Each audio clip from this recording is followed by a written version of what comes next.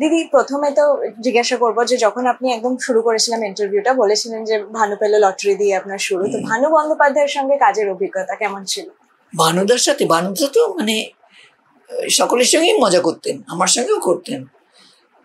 আমি মানে উনি জয়মা কালী বোর্ডিং হচ্ছে এতে কি বলে রঙ্গনায়, আমি কাশী বিশ্বনাথে তখন একটা নাটক করছি, সেটা বোধহয় না কি যেন একটা নাটক হচ্ছিল।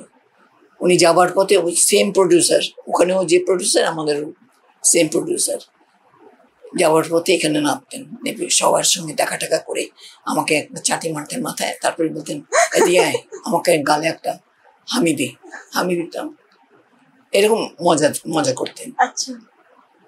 ছোট বোনের মতন ভালোবাসতেন ভীষণ। তারপরে যখন আমি বিজন থিয়েটারে নাটক করছি, উনি জয়মা কালী তখন শেষ হয়নি, ওখানে নাটক করছেন। ওই পয়লা বৈশাখ বা পয়লা জানুয়ারি বা ডবল শো যেদিন হতো, আমাকে দুটো আইসক্রিম পাঠিয়ে একটা চিঠি, যেটা তোর কাছ থেকে পেতাম সেটা দেখা হলে দিবি, মানে কিসটা। হ্যাঁ, তখন দেখা হলে দিবি, এই দুটো খেয়ে নিস গরমের মধ্যে।